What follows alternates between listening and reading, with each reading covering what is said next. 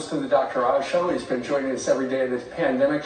Dr. Oz, yesterday the President of the United States was talking about hydroxychloroquine, which you have detailed for a number of weeks. He said that we've got 29 million doses, and he thinks it's promising, although unproven right now. And the lead story right now in the New York Post is how apparently this hydroxychloroquine has been shipped to 56 hospitals in New York, enough to treat 4,000 people, and apparently the University of Albany is doing a preliminary study that could be done in a couple of weeks, and over at Langone they're conducting a random trial with a big grant to see whether or not this stuff is effective. Where do we go from here? Well, those pills are also coming to New Jersey, Long Island. They're being spread out in the tri-state area. The doctor's primary goal is to identify a sickness, right? I diagnose the problem. That's hard to do, but we're getting better at it.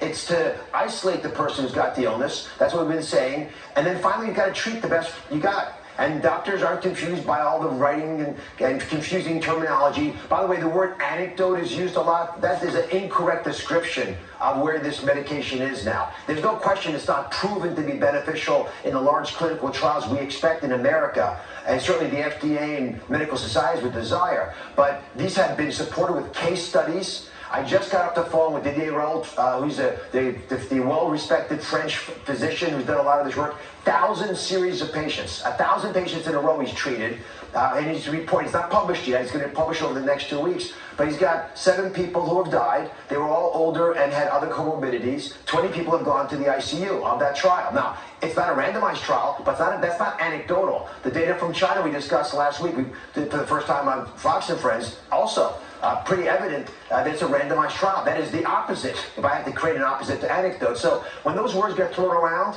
and I saw it even this morning in some of the papers, it's just an error on the part of journalists. Doctors know that difference. And they say, you know what, I got nothing else.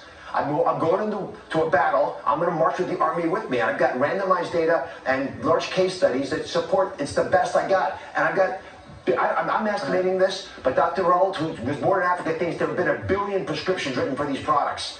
And he's stunned that there's so much concern about side effects. Yes, you have to screen for side effects. A doctor has to be involved. But all the panic about how dangerous they suddenly became is surprising him. Yeah, it is. Dr. Fauci, when I asked him, thought this study from China was too small to matter. But we'll move on. He doesn't seem high on this drug at all. I'm not really sure why, but he's the pro.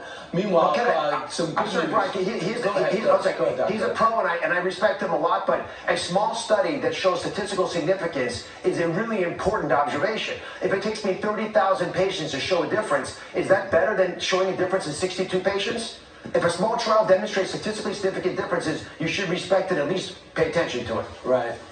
Dr. Oz, I agree. He couldn't have been more dismissive of my question on Friday, but, he's the guy. Meanwhile, Governor Cuomo and President Trump agree on one thing. The incremental drop in deaths is somewhat encouraging. Listen.